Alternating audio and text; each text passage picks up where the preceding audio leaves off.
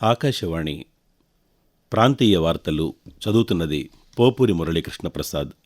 ముఖ్యాంశాలు: విద్యార్థులు ఒక విద్యా సంవత్సరాన్ని కోల్పోకుండా చూడడమే ప్రభుత్వ ప్రాధాన్యమని ప్రధానమంత్రి నరేంద్ర మోదీ పేర్కొన్నారు. పోలవరం జిల్లాలో జరిగే తల్లిదండ్రులు ఉపాధ్యాయుల సమావేశంలో ఆంధ్రప్రదేశ్ ముఖ్యమంత్రి నారా చంద్రబాబు నాయుడు ఈరోజు పాల్గొంటారు. ప్రభుత్వ పాఠశాల విద్యార్థులకు నాణ్యమైన యూనిఫామ్లను అందించడంలో ఎలాంటి రాజీ ఉండబోదని తెలంగాణ ముఖ్యమంత్రి రేవంత్ రెడ్డి స్పష్టం చేశారు. ఎర్రచందనం అక్రమ రవాణాను అరికట్టేందుకు అత్యాధునిక సాంకేతికతతో నిఘాను మరింత పటిష్టం చేయాలని ఆంధ్రప్రదేశ్ ఉప ముఖ్యమంత్రి కె పవన్ కళ్యాణ్ అధికారులను ఆదేశించారు. వార్తల వివరాలు. ప్రధానమంత్రి నరేంద్ర మోదీ నీట్ ప్రశ్నాపత్రం లీక్ ఘటనపై స్పందించారు. నిన్న రాత్రి విడుదల చేసిన వీడియో సందేశంలో ప్రధానమంత్రి మాట్లాడుతూ గత 2.5 నెలలుగా ఈ ఘటనకు సంబంధించి పలు కీలక చర్యలు చేపట్టినట్టు తెలిపారు. లీకుకు బాధ్యులైన వారిని అరెస్టు చేసి ప్రస్తుతం జైల్లో ఉంచినట్టు చెప్పారు. విద్యార్థులు ఒక విద్యా సంవత్సరాన్ని కోల్పోకుండా చూడడం ప్రభుత్వ అత్యంత ప్రాధాన్యమని పేర్కొన్నారు. ఈ అంశానికి సంబంధించిన బిల్లుపై కేంద్ర మంత్రివర్గ సమావేశంలో చర్చించనున్నామని, అనంతరం బిల్లును పార్లమెంట్లో ప్రవేశపెడతామని ప్రధానమంత్రి తెలుపుతూ, मैं जानता हूं कि पेपर लीक ये कोई मामूली विषय नहीं है. लाखों विद्यार्थी और उनके अभिभावकों के लिए बहुत ही पीड़ादायक है और इसलिए पेपर लीक घटना से अब तक पिछले 2.5 महीनों में अनेक विध कदम उठाए गए, गुनहगारों को पकड़ा गया है, वे जेल में पड़े हैं. हमारा सबसे महत्वपूर्ण जिम्मा था कि विद्यार्थियों का एक वर्ष बर्बाद न हो. सरकार ने अभी कम से कम समय में 22 लाख जितने विद्यार्थियों के एग्जाम हो जाए इसका प्रबंध किया. పోలవరం జిల్లా రంపచోడవరం నియోజకవర్గంలో ఆంధ్రప్రదేశ్ ముఖ్యమంత్రి నారా చంద్రబాబు నాయుడు ఈరోజు పర్యటిస్తారు. రంపచోడవరంలోని ప్రభుత్వ పాఠశాల, జూనియర్ కళాశాల ప్రాంగణంలో నిర్వహించే తల్లిదండ్రులు ఉపాధ్యాయుల సమావేశంలో విద్యాశాఖ మంత్రి నారా లోకేష్తో కలిసి ముఖ్యమంత్రి పాల్గొంటారు. ఈ సందర్భంగా విద్యార్థులు, తల్లిదండ్రులు, ఉపాధ్యాయులతో సమావేశమై విద్యా ప్రగతిపై సమీక్ష నిర్వహించనున్నారని అధికారులు తెలిపారు. మారుతున్న కాలానికి అనుగుణంగా పోలీసు వ్యవస్థను ఆధునికీకరించి సాంకేతికత ఆధారిత పోలీసింగ్కు ప్రాధాన్యం ఇవ్వాలని ఆంధ్రప్రదేశ్ ముఖ్యమంత్రి నారా చంద్రబాబు నాయుడు అన్నారు. విజయవాడలో నిర్వహించిన Andhra Pradesh police retreat 2026 future policing సదస్సు ముగింపు కార్యక్రమంలో ముఖ్యమంత్రి నిన్న పాల్గొన్నారు. ఈ సందర్భంగా చంద్రబాబు నాయుడు మాట్లాడుతూ, మారుతున్న నేరాల స్వరూపానికి అనుగుణంగా పోలీసు వ్యవస్థను పునర్వ్యవస్థీకరించాల్సిన అవసరం ఉందన్నారు. ప్రజలతో స్నేహపూర్వకంగా, నేరస్తుల పట్ల కఠినంగా వ్యవహరించాలని ముఖ్యమంత్రి సూచిస్తూ, పోలీసులు ప్రజల్లో పాజిటివ్గా ఉండాలి, అదే సమయంలో రౌడీలకి భయం ఉండాలి.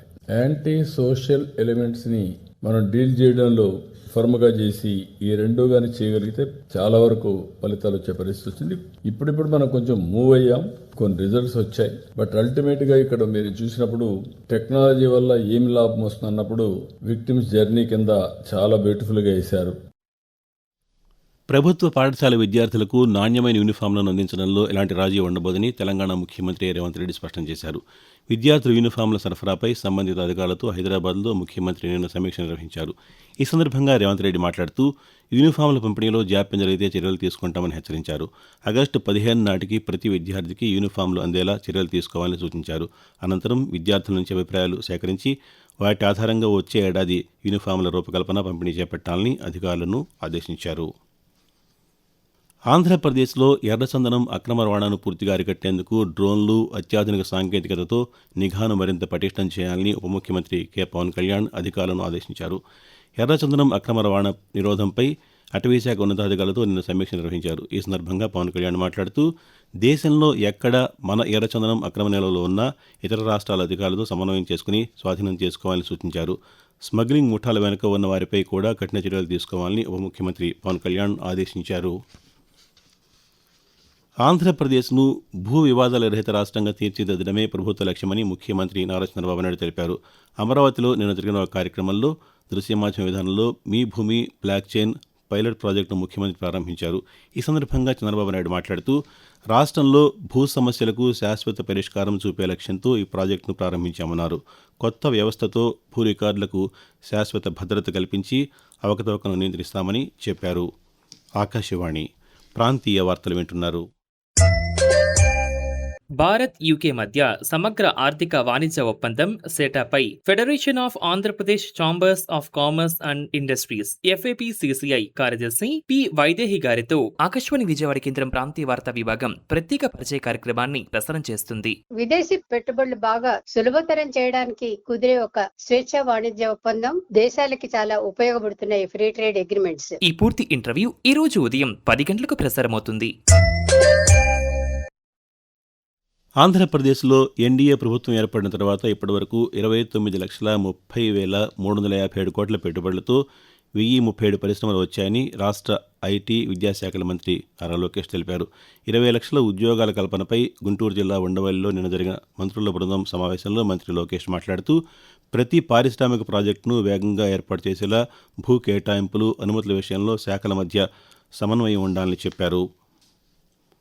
హైదరాబాద్లోని నిరుపేదలకు నగరంలోనే సొంత ఇంటిని అందించాలనే లక్ష్యంతో రాష్ట్ర ప్రభుత్వం ఇందిరమ్మ టవర్స్ కార్యక్రమాన్ని అమలు చేస్తోందని తెలంగాణ గృహ నిర్మాణ శాఖ మంత్రి పొంగులేటి శ్రీనివాసరెడ్డి తెలిపారు. హైదరాబాద్లోని రాష్ట్ర సచివాలయంలో ఇందిరమ్మ ఇళ్ల దరఖాస్తులు, నిర్మాణ పనులపై మంత్రి నిన్న సమీక్ష నిర్వహించారు. అనంతరం మంత్రి మాట్లాడుతూ పేదలు నివసిస్తున్న ప్రాంతాల్లోనే ఇందిరమ్మ ఇళ్ల నిర్మాణం చేపడుతున్నామని, ఇందుకోసం నియోజకవర్గాన్ని యూనిట్గా తీసుకుని కార్యాచరణ అమలు చేస్తున్నామని చెప్పారు. ఇందిరమ్మ ఇళ్ల కోసం స్థానిక మీ సేవా కేంద్రాల్లో దరఖాస్తు చేసుకోవచ్చని మంత్రి సూచించారు. అలాగే మీ సేవ వాట్సాప్ నంబర్ 8096958096 వెబ్సైట్ ద్వారా కూడా దరఖాస్తులు స్వీకరిస్తున్నట్టు తెలిపారు. ఆంధ్రప్రదేశ్లో కేంద్ర goods and services tax appellate tribunal GSTAT Vijayawada, Visakhapatnam బెంచ్లు నిన్న ప్రారంభమయ్యాయి. కేంద్ర GSTAT ఉపాధ్యక్షులు వి భాస్కర్ రెడ్డి ఈ బెంచ్లను ప్రారంభించారు. ఈ సందర్భంగా ఆయన మాట్లాడుతూ GST వివాదాల పరిష్కార వ్యవస్థను బలోపేతం చేసేందుకు ఇది గొప్ప ముందడుగనే అన్నారు. దీంతో పన్ను చెల్లింపుదారులకు వేగవంతమైన, పారదర్శకమైన న్యాయ సేవలు అందడంతో పాటు GST అప్పీళ్ల పరిష్కారం మరింత సమర్థవంతంగా జరుగుతుందని పేర్కొన్నారు. ఆంధ్ర గ్రంథాలయ పితామహుడుగా పేరుగాంచిన అయ్యంకి వెంకటరమణయ్య జయంతి ఈరోజు. తూర్పుగోదావరి జిల్లా రామచంద్రాపురం తాలూకా కొంకుదురు గ్రామంలో 1890 జూలై 24వ తేదీన ఆయన జన్మించారు. 1934-48 సంవత్సరాల మధ్య కోస్తాంధ్ర ప్రాంతంలో అనేక గ్రంథాలయాలు నెలకొల్పిన ఆయన విజయవాడలోని రామ్మోహన్ పుస్తక భాండాగారానికి కార్యదర్శిగా వ్యవహరించారు. గ్రంథాలయోద్యమానికి వెంకటరమణయ్య చేసిన కృషి గుర్తింపుగా కేంద్ర ప్రభుత్వం ఆయన్ను పద్మశ్రీ పురస్కారంతో సత్కరించింది. దేశంలో పూర్తి స్థాయిలో గ్రంథాలయాలను నెలకొల్పిన వ్యక్తిగా పేరు పొంది ప్రజా గ్రంథాలయమే ప్రజల విశ్వవిద్యాలయం అని చాటి చెప్పిన అయ్యంకి వెంకటరమణయ్య 1979 మార్చి 7వ తేదీన తుది శ్వాస విడిచారు. బాపట్ల పార్లమెంట్ సభ్యులు తెన్నేటి కృష్ణప్రసాద్ ఢిల్లీలో కేంద్ర సాంస్కృతిక పర్యాటక శాఖ మంత్రి గజేంద్ర సింగ్ షెకావత్ను నిన్న మర్యాదపూర్వకంగా కలిశారు.